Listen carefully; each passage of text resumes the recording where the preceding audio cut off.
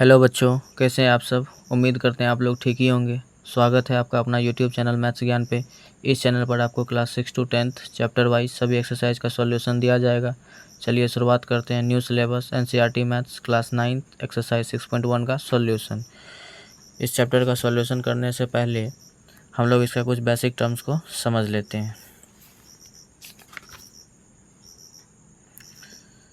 जैसे यहाँ पर दिया गया है एक्यूट एंगल। एक्यूट एंगल हमारा 0 डिग्री से एबव और 90 डिग्री से कम होता है, मतलब 0 और 90 डिग्री के बीच में होता है। ठीक है। उसके बाद सेकंड में right angle. Right angle exact हमारा 90 डिग्री होता है। और उसके बाद ऑब्ट्यूस एंगल। ऑब्ट्यूस एंगल हमारा 90 डिग्री और 180 डिग्री के बीच में होता है। उसके बाद एक होता है हमारा स्ट्रेट एंगल। स्ट्रेट एंगल का सम हमेशा 180 डिग्री होगा। और एक होता है रिफ्लेक्स एंगल। रिफ्लेक्स एंगल मतलब ये एंगल का रिफ्लेक्स एंगल, इसके बाद जितना भी एंगल और बनेगा यहाँ से यहाँ तक, ये सभी क्या होते हैं, रिफ्लेक्स एंगल। जैसे इसका रिफ्लेक्स एंगल पूछा जाएगा तो यहाँ से यहाँ तक ये होता है हमेशा 180 डिग्री और 360 डिग्री के बीच का वैल्यू। ठीक है। और यहाँ पर एडजेसेंट एंगल। एडजेसेंट एंगल किसको कहते हैं, जस्ट जैसे इस एंगल के बीच, इस एंगल के बगल में जो ये वाला एंगल बन रहा है यही हमारा एडजेसेंट एंगल कहलाता है। उसके बाद है लीनियर पेयर ऑफ एंगल्स, मतलब कोई भी एक लाइन पर, कोई भी एक सीधा लाइन पर ऊपर की तरफ या कहीं से भी एक कट किया जाए तो इधर का एंगल और इधर का एंगल, ये दोनों का सम हमेशा कितना होता है, 180 डिग्री, और यही लीनियर पेयर कहलाता है। अगर इस पर और भी कई सारे लाइन खींच दिया जाए, उस सभी इस लाइन पर जितने भी एंगल बनेंगे उस सभी का सम कितना होगा, 180 डिग्री होगा। एंड नेक्स्ट है हमारा vertically opposite angle. Vertically opposite angle मतलब ये एंगल और ये एंगल आपस में इक्वल होते हैं और इधर का ये एंगल और ये एंगल इक्वल होते हैं। चलिए अब हम लोग एक्सरसाइज 6.1 का सॉल्यूशन देखते हैं।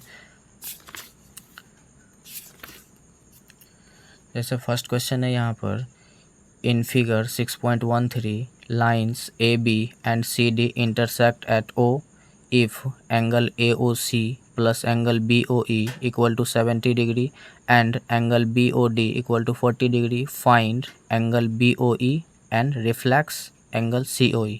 देखिए यहाँ पर दिया गया है AB और CD एक दूसरे को इंटरसेक्ट कर रहा है किस पॉइंट पर, O पॉइंट पर, और कहा जा रहा है AOC और नेक्स्ट है प्लस BOE मतलब इस एंगल और इस एंगल का सम हमको देकर रखा है वो 70 degree and BOD equal to 40 degree. BOD ये एंगल देकर रखा है कितना, 40 degree.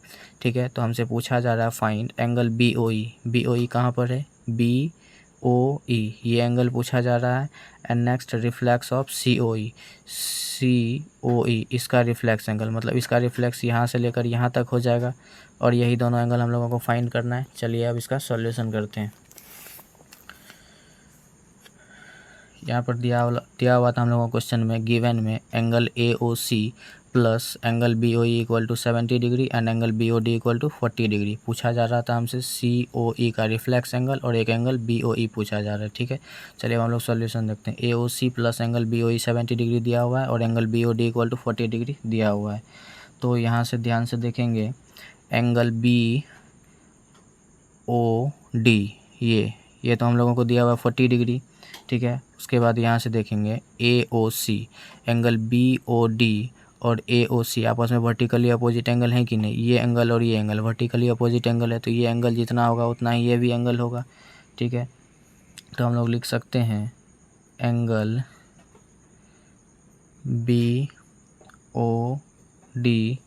Equal to angle AOC equal to 40 degree, दोनों आपस में इक्वल। कैसे, तो वर्टिकली अपोजिट एंगल।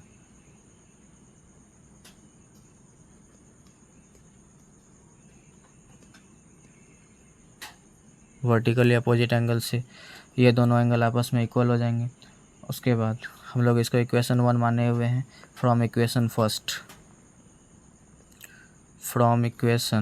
फर्स्ट यहाँ से क्या दिया हुआ था, angle AOC plus angle BOE equal to 70 degree. ठीक है। तो हम लोगों को AOC का वैल्यू पता चल गया कितना है, 40 डिग्री का है कि BOD और AOC इक्वल है। अगर ये जितना है उतना ही ये भी होगा, तो AOC का वैल्यू हम लोगों को पता है 40 degree plus angle BOE equal to 70 degree. अब यहाँ से हम लोग एंगल बी ओ ई आसानी से निकाल सकते हैं। Angle B O E equal to क्या हो जाएगा, 70 डिग्री माइनस 40 डिग्री। तो angle B O E equal to हो जाएगा 70 में से 40 जाएगा तो 30। एक आंसर तो हमारा निकल के आ गया। बी ओ ई पूछा भी जा रहा था, ठीक है। और नेक्स्ट कह रहा था हम लोगों को निकालने के लिए सी ओ ई का रिफ्लेक्स एंगल। तो चलिए सी ओ ई का रिफ्लेक्स एंगल अगर निकालना है तो ये एंगल, ये एंगल, ये एंगल और ये एंगल, ये सभी को आपस में ऐड करेंगे तो इसका ये रिफ्लेक्स एंगल हो जाएगा, यहाँ से यहाँ तक का सम। तो हमको ये एंगल तो पता चल गया और ये भी पता है, ठीक है। और बी ओ ई भी निकाल चुके हैं। और एक एंगल और हम लोगों को निकालना होगा, कौन सा, ये। अगर ये पता चल जाए तो फिर इन सभी को ऐड कर देंगे तो इसका सी ओ ई का रिफ्लेक्स एंगल निकल जाएगा। तो यहाँ से अब हम लोग लिख सकते हैं now angle A O D plus angle A O C equal to 180 degree. कैसे, यहाँ से देखिए A O C plus angle A O D ये एक स्ट्रेट लाइन है ना, ये एंगल और ये एंगल, इस दोनों का सम 180 डिग्री होगा। कैसे, तो लीनियर पेयर से एक बताए थे, एक स्ट्रेट लाइन पर कितने भी अगर एंगल बनते हैं उसका सम कितना होता है, 180 डिग्री होता है। कैसे, तो हम लोग लिखेंगे बाय लीनियर पेयर, ठीक है। अब यहाँ से angle A O D plus angle A O C का वैल्यू हम लोगों को पता है, यहाँ से कितना 40 डिग्री, तो यहाँ पर बैठा देंगे 40 डिग्री इक्वल टू कितना हो गया ये 180, ठीक है। अब यहाँ से angle A O D equal to 180 degree minus 40 degree. तो A O D equal to 180 में से 40 जाएगा तो बचेगा कितना 140 डिग्री। ये तो हमको निकला। अब देखिए हमको ये एंगल भी पता चल गया, ये भी पता है और ये भी पता है, ये भी पता है। इन सभी को आपस में ऐड कर देंगे तो सी ओ ई का रिफ्लेक्स एंगल निकल जाएगा कि नहीं। तो वही हम लोग लिखेंगे reflex angle C O E equal to, ये सभी एंगल का हम लोग सम लिख सकते हैं। कौन कौन सा, जैसे यहाँ पे ए ओ सी हम लोगों को कितना पता है 40 प्लस, और यहाँ से ए ओ डी अभी जस्ट निकाले हैं कितना 140 प्लस, उसके बाद बी ओ डी हमको पता है कितना 40 प्लस एंगल बी ओ ई कितना निकाले हैं 30 यहाँ से। तो इन सभी को आपस में ऐड करेंगे तो कितना निकल के आ जाएगा 250। रिफ्लेक्स ऑफ सी ओ ई कितना निकल के आ गया 250 डिग्री। एक आंसर हमारा ये हो गया और एक ये, यही दोनों इसमें पूछा भी जा रहा था, ठीक है। अब चलिए नेक्स्ट क्वेश्चन को हम लोग देखते हैं। उम्मीद करते हैं आप लोगों को ये क्वेश्चन समझ में आया होगा।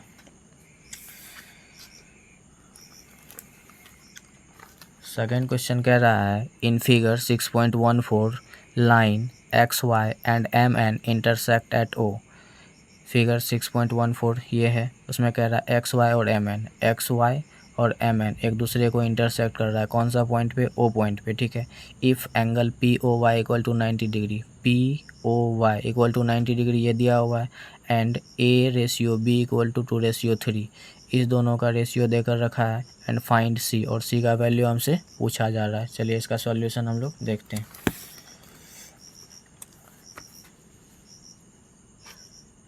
गिवन में हम लोगों को यही दिया हुआ था, P O Y equal to 90 degree, A ratio B equal to 2:3, और जो भी फिगर दिया गया है वो मैंने ड्रॉ कर लिया, ठीक है। अब चलिए हम लोग सॉल्यूशन देखते हैं। तो यहाँ से हम लोग जब भी कोई भी चीज़ हम लोगों को रेशियो में दिया रहता है तो उसको हम लोग कुछ मान लेते हैं एक्स या वाई के टर्म में, ठीक है। तो यहाँ से लिख सकते हैं let A equal to 2x and B equal to 3x। Now अब यहाँ से ध्यान देंगे, ये एक स्ट्रेट लाइन है एक्स वाई, ये एंगल और ये एंगल, इन तीनों एंगल का सम कितना होगा 180 डिग्री। कैसे, तो आप लीनियर पेयर बोल सकते हैं या angles on a straight line, दोनों में से कुछ भी बोल सकते हैं। तो यहाँ से हम लोग लिख सकते हैं डायरेक्ट, आप चाहें तो एंगल ऐसे घुमा के भी लिख सकते हैं, X O M O P और पी ओ वाई। डायरेक्ट अगर वैल्यू दिया हुआ है तो वो भी लिख सकते हैं। यहाँ से हम डायरेक्ट ही लिख कर दे रहे हैं, जैसे A plus B plus angle P O Y equal to क्या होगा 180 डिग्री। कैसे, तो इसका रीज़न हम लोगों को देना होगा, क्या लिखेंगे, angles on a straight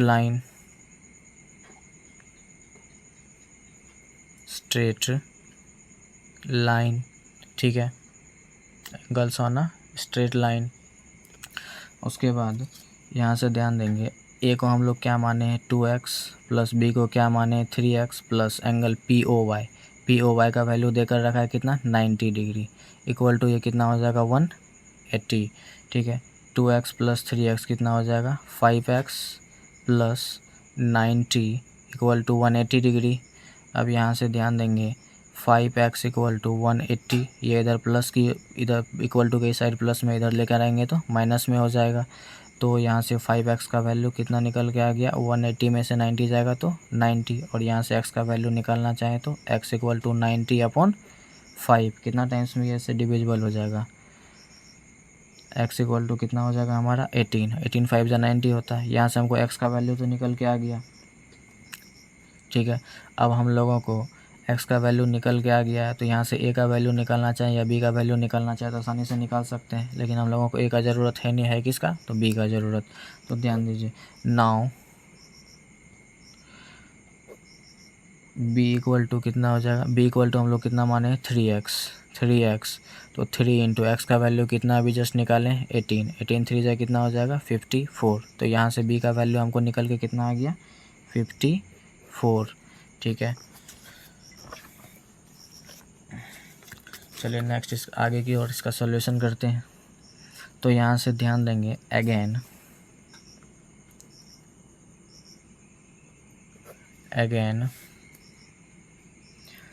b plus C equal to कितना हो जाएगा 180 डिग्री। कैसे, यहाँ से ध्यान दीजिए b प्लस सी, ये एक स्ट्रेट लाइन है ना, ये एंगल और ये एंगल का सम कितना होगा 180 डिग्री होगा, है ना।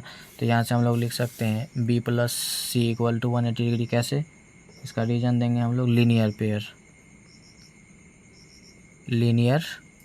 पेयर, ठीक है। यहाँ से अब हम लोग b का वैल्यू निकाल चुके हैं, b का वैल्यू अभी जस्ट कितना निकाले 54, और हमको c का वैल्यू ही पूछा जा रहा था, तो c को ऐसे ही रहने देंगे इक्वल टू 180 डिग्री। तो यहाँ से c इक्वल टू क्या हो जाएगा 180 माइनस 54, तो 180 में से 54 को घटाएंगे तो कितना बचेगा हमारा 126 डिग्री, और यही इसका आंसर हो गया। उम्मीद करते हैं आप लोगों को ये क्वेश्चन भी समझ में आया होगा। चलिए अब नेक्स्ट क्वेश्चन देखते हैं।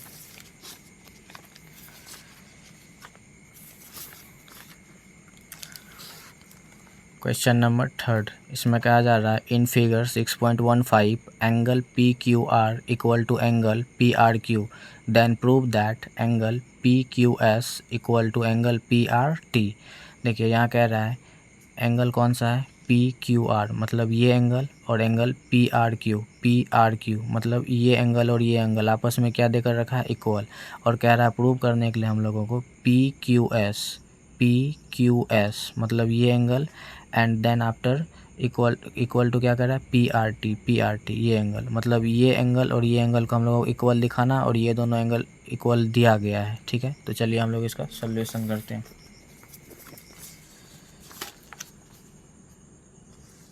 जो चीज़ दिया गया है वो मैंने ड्रॉ कर लिया, और यहाँ पर हम लोग मान लिए PQR और PRQ को x का, ये दोनों आपस में इक्वल है, तो यहाँ पर हम x लिखेंगे तो ये भी x ही हो जाएगा, इसको हम x मान लिए, ठीक है। तो चलिए अब इसका सॉल्यूशन करते हैं। यहाँ से हम लोग लिख सकते हैं angle PQS plus angle PQR equal to 180 degree. कैसे, यहाँ देखिए ये एक स्ट्रेट लाइन है ना, इस पर एक लाइन खींचा गया, इधर का एंगल और इधर का एंगल का सम कितना होगा 180 डिग्री होगा, तो उसी को लिखें PQS प्लस एंगल PQR का सम कितना होगा 180 डिग्री। तो अब यहाँ से हम लोग लिख सकते हैं angle PQS plus angle PQR को हम लोग क्या माने x, तो इसके प्लेस पर x लिख दिए, इक्वल टू क्या हो जाएगा 180 डिग्री। इसका रीजन आप लिख देंगे साइड में, क्या हो जाएगा लीनियर पेयर, ठीक है। तो यहाँ से अगर हम लोग एंगल PQS इक्वल टू क्या लिख सकते हैं 180 डिग्री माइनस x, PQS का वैल्यू हमको ये निकल के आ गया, इसको हम लोग मान लेते हैं इक्वेशन फर्स्ट। सिमिलरली उसी तरीके से अब ध्यान दीजिएगा आर क्यू और पी आर टी, ये एंगल और ये एंगल का सम भी कितना होगा 180 डिग्री। कैसे? तो लीनियर पेयर से, क्योंकि ये एक स्ट्रेट लाइन है। तो सिमिलरली हम लोग लिख सकते हैं उसी तरीके से, again angle P R T plus angle P R Q equal to 180 degree. Reason में वही देना होगा, क्या? लीनियर पेयर, ठीक है। अब यहाँ से angle P R T plus P R Q का वैल्यू हम लोग क्या माने हुए हैं? एक्स। तो यहाँ पर एक्स बैठाएंगे, इक्वल टू क्या हो जाएगा 180 डिग्री। यहाँ से angle P R T equal to क्या हो जाएगा 180 डिग्री माइनस एक्स। इसको मान लेते हैं इक्वेशन सेकेंड, ठीक है। अब यहाँ से देखिए, from equation first and second, from equation first and second, ध्यान देंगे 180 माइनस एक्स इक्वल टू है कितना? पी क्यू एस, और 180 माइनस एक्स इक्वल टू क्या है? P R T. Equal to के इस साइड का दोनों का अगर आपस में ये दोनों इक्वल है तो ये दोनों भी आपस में क्या होगा? इक्वल होगा। तो from equation first and second, उस अगर इसके बराबर ये है और इसी के बराबर ये भी, तो ये दोनों भी आपस में क्या होगा? इक्वल होगा। तो यहाँ से हम लोग लिख सकते हैं angle P Q S equal to angle P R T, और यही हम लोगों को प्रूव भी करना था, ठीक है। अब चलिए नेक्स्ट क्वेश्चन हम लोग देखते हैं, क्वेश्चन नंबर 4। कह रहा है in figure 6.16 if x plus Y equal to W plus Z then prove that A O B is a line. कह रहा है x प्लस वाई, जैसे यहाँ पर फिगर दिया गया है x plus Y equal to W plus Z, मतलब इस दोनों का सम इस दोनों के सम के इक्वल है। तो हमको प्रूव करने के लिए बोला जा रहा है ए ओ बी एक स्ट्रेट लाइन है। ए ओ बी ये स्ट्रेट लाइन हो कैसे सकता है? कब होगा? जबकि हम लोग या तो इधर की ओर के एंगल इस दोनों का सम 180 और इधर की ओर का एंगल इस दोनों का सम का एंगल का सम 180 दिखा दें, तो ये हमारा क्या हो जाएगा? एक स्ट्रेट लाइन हो जाएगा। चलिए हम लोग सॉल्यूशन करते हैं। जैसा कि यहाँ पर फिगर दिया गया वो मैंने ड्रॉ कर लिया। गिवन में यही दिया हुआ x plus Y equal to W plus Z, ठीक है। तो यहाँ से हम लोग लिख सकते हैं इसको, ध्यान दीजिएगा, x plus Y plus W plus Z. अगर इन सभी को आपस में हम ऐड कर दें तो ये क्या हो जाएगा हमारा? इन सब का सम, सब चारों तरफ के एक ही पॉइंट के सभी तरफ के एंगल का सम कितना होता है? 360 डिग्री होता है। तो x plus Y plus W plus Z को हम लोग जोड़े तो ये कितना हो जाएगा? 360 डिग्री। कैसे? तो कंप्लीट एंगल से। तो यहाँ से हम लोग लिख सकते हैं x plus Y plus W plus Z equal to कितना हो जाएगा? 360 डिग्री। कैसे? तो कंप्लीट एंगल हो रहा है ये, कंप्लीट एंगल्स, ठीक है। अब यहाँ से ध्यान देंगे, ये क्या? x प्लस वाई प्लस, अब ध्यान दीजिएगा x प्लस वाई किसके इक्वल है? w प्लस जेड के। तो हम लोग w प्लस जेड के जगह फिर लिख सकते हैं ये x plus Y equal to क्या हो जाएगा? 360 डिग्री। यहाँ से 2x है और यहाँ से 2y है, तो इसको हम लोग ऐड कर रहे हैं तो 2x plus 2y equal to कितना हो जाएगा? 360 डिग्री, ठीक है। यहाँ से 2 कॉमन ले लें तो ये कितना हो जाएगा? x plus Y equal to 360 degree. तो यहाँ से x plus Y equal to हम लोग लिख सकते हैं 360 अपॉन 2, ठीक है। अब इसको हम लोग कटाना चाहें तो 180 टाइम्स में क्या हो जाएगा? कट जाएगा। तो x plus Y equal to कितना आ गया? 180 डिग्री। तो यहाँ और ये दोनों का सम, हम बोले थे ना, ये इस दोनों का सम या इस दोनों का सम हम 180 दिखा दें तो इससे पता चल जाएगा कि ये क्या है? स्ट्रेट लाइन है। ये तो हम दिखा चुके हैं, x plus Y equal to 180 degree. तो हम लोग लिख सकते हैं since sum of linear pair is 180 degree, so AB is a straight line। और यही इस क्वेश्चन का सॉल्यूशन हो गया। चलिए अब हम लोग क्वेश्चन नंबर 5 को देखते हैं। क्वेश्चन नंबर 5 कह रहा है in figure 6.17 POQ is a line. POQ एक लाइन है। Ray OR is perpendicular to line PQ, O R एक रे है जो परपेंडिकुलर है किस पर, पी क्यू पर, देख रहे हैं। Is another ray lying between rays O P and O R, ये किसके किसके किसके मतलब कि एक दूसरा रे है, और कौन सा, एक ओ पी और ओ आर के बीच में एक और रे है, ठीक है, कौन सा, तो ओ एस, ठीक है। अब प्रूव करने के लिए हम लोगों को बोला जा रहा है angle R O S equal to half of angle Q O S minus angle P O S. Question आप लोगों को समझ में आया? चलिए अब हम लोग सॉल्यूशन करते हैं, बेटर तरीके से समझ में आएगा।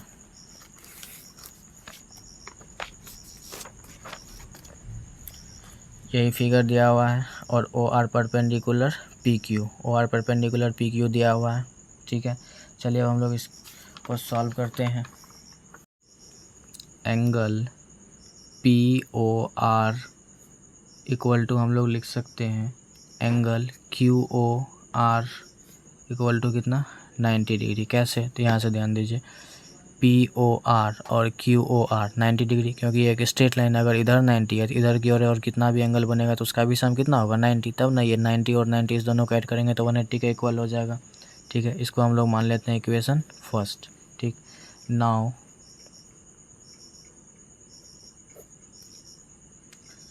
Angle P O R equal to हम लोग लिख सकते हैं angle P O S plus angle R O S. देखिए पी ओ आर को हम लोग ले सकते हैं P O S plus angle R O S, मतलब ये एंगल और ये इस पूरा एंगल को दर्शाने के लिए ये एंगल और ये एंगल आपस में सब जोड़ देंगे तो ये पूरा एंगल के इक्वल होगा। इसको हम लोग मान लेते हैं इक्वेशन सेकेंड। अगेन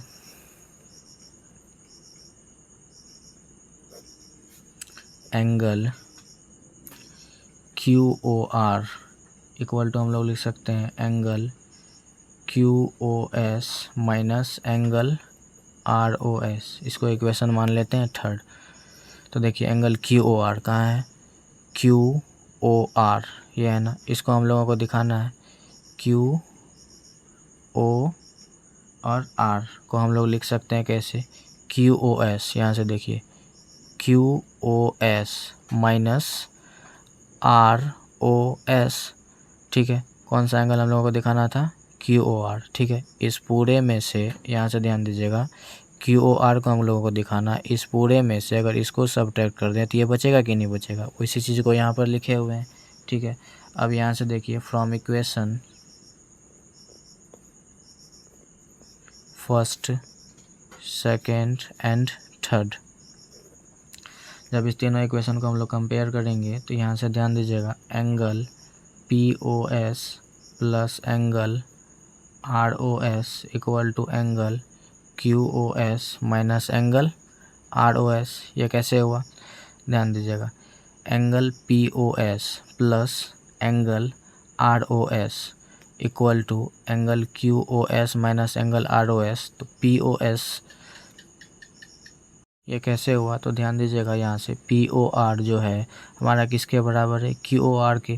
तो पी ओ आर के जगह पर क्यू आर रख दे, ये दोनों आपस में इक्वल होते, ये दोनों भी आपस में इक्वल हो जाएंगे कि नहीं, तो उसी चीज़ को यहाँ पर लिखे हुए हैं।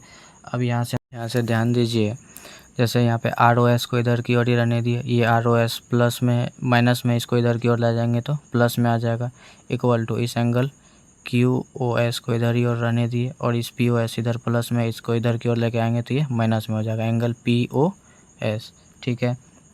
अब यहाँ से देखिए आर ओ एस और आर ओ एस ये हो जाएगा two angle R O S equal to हमारा क्या हो गया, angle Q O S minus angle P O S. अब यहाँ से angle R O S equal to हम लोग लिख सकते हैं, ये जो अब भी आएगा तो इसके नीचे की ओर आएगा कि ये इसके साथ इनटू में है, तो 1/2 into angle Q O S minus angle P O S. और यही हम लोगों को प्रूव करना था। उम्मीद करते हैं आप लोगों को ये क्वेश्चन भी अच्छे तरीके से समझ में आया होगा। चलिए अब इसका क्वेश्चन नंबर 6 को देखते हैं, जो कि इस एक्सरसाइज का लास्ट क्वेश्चन है। यहाँ पर कह रहा है it is given that angle XYZ equal to 64 degree and XY is produced to point P. Draw a figure from the given information if ray YQ bisect angle ZYP. Find angle XYQ and reflex angle Q Y P. देखिए इसमें figure दिया नहीं, हम लोगों को draw करके तब इसको सॉल्यूशन करना है। कह रहा है in a given figure in it is given that X Y Z equal to 64 degree, X Y Z equal to 64 degree दिया हुआ है and X Y is produce to point P, और एक्स वाई को जो है point P तक क्या किया गया, बढ़ाया गया है। उसके बाद कह रहा है draw a figure from the given information. इस इन्फॉर्मेशन के आधार पर हम लोगों को एक फिगर को ड्रॉ करना है। If ray Y Q bisect angle Z Y P, और रे वाई क्यू जो है ना बाइसेक्ट कर रहा है एंगल जेड वाई पी को, और हम लोगों को निकालना है क्या, angle X Y Q and reflex angle Q Y P. तो चलिए फिगर ड्रॉ करेंगे तो आप लोगों को अच्छे से समझ में आएगा।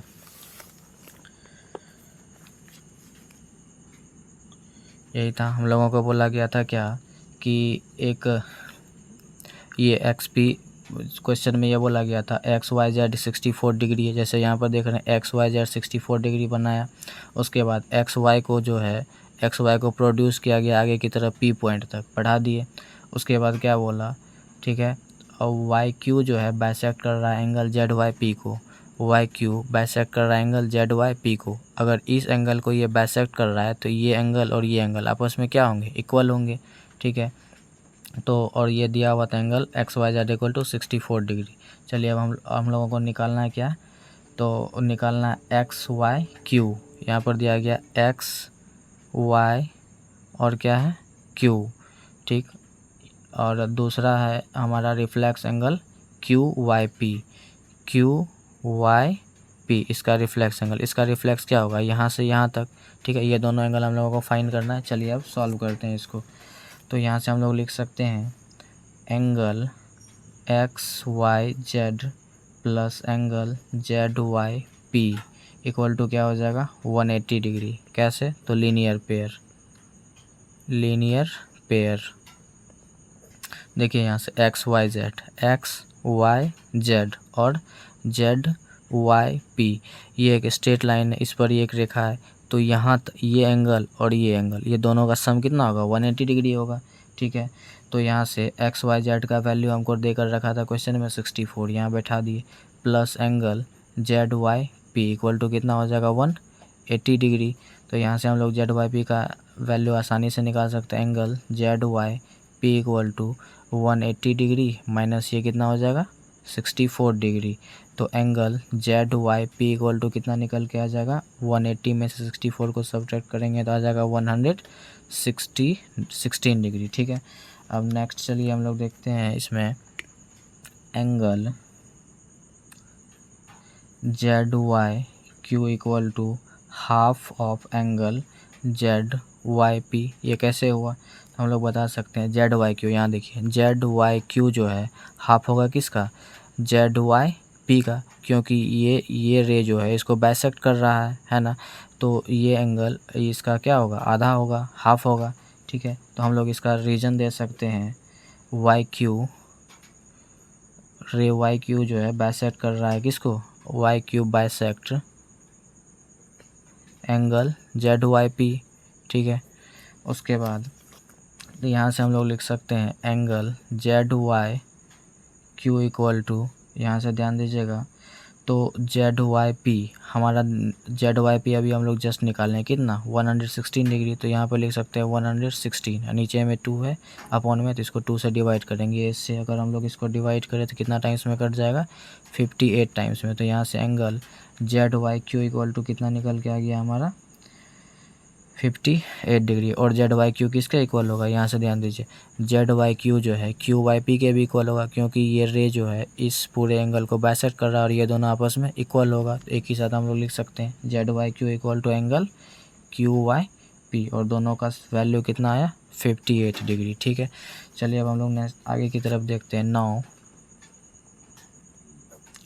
Angle X Y Q equal to क्या लिख सकते हैं, यहाँ से ध्यान दीजिए एक्स वाई क्यू। अगर एक्स वाई क्यू को लिखना है तो ये एंगल और ये एंगल दोनों का सम एक्स वाई क्यू के इक्वल होगा, एक्स वाई जेड और जेड वाई क्यू दोनों का आपस में जोड़ेंगे तो एक्स वाई क्यू के इक्वल होगा। तो एक्स वाई क्यू के बराबर में हम लोग लिख सकते हैं angle X Y Z plus angle Z Y Q, ठीक है।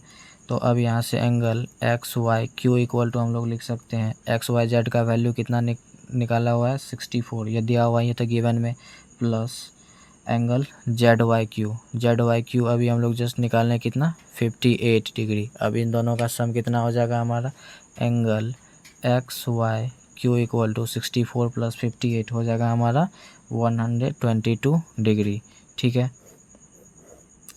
अब नेक्स्ट एक हम लोगों से ये पूछा जा रहा था XYQ, ये तो निकाल दिए। उसके बाद हम लोगों से रिफ्लेक्स एंगल किसका पूछा जा रहा था, QYP का।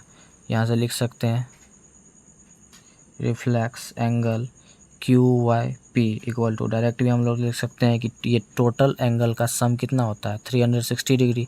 360 में से एंगल अगर हम लोग QYP को घटा दे, अगर टोटल यहाँ से यहाँ तक का वैल्यू 360 होता है, अगर QYP का टोटल में से इसका वैल्यू अगर हम लोग घटा दे तो यहाँ से यहाँ तक का वैल्यू हम लोगों को आसानी से मिल सकता है। तो लिख सकते हैं इसको ऐसे भी 360 degree minus angle QYP।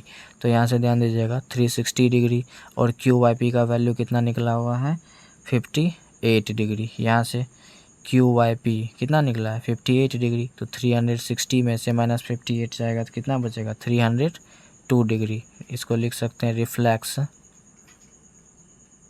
Of angle QYP। और ये आंसर हो गया हमारा, एक यहाँ और एक यहाँ, यही दोनों पूछा जा रहा था और ये इस एक्सरसाइज का लास्ट क्वेश्चन था।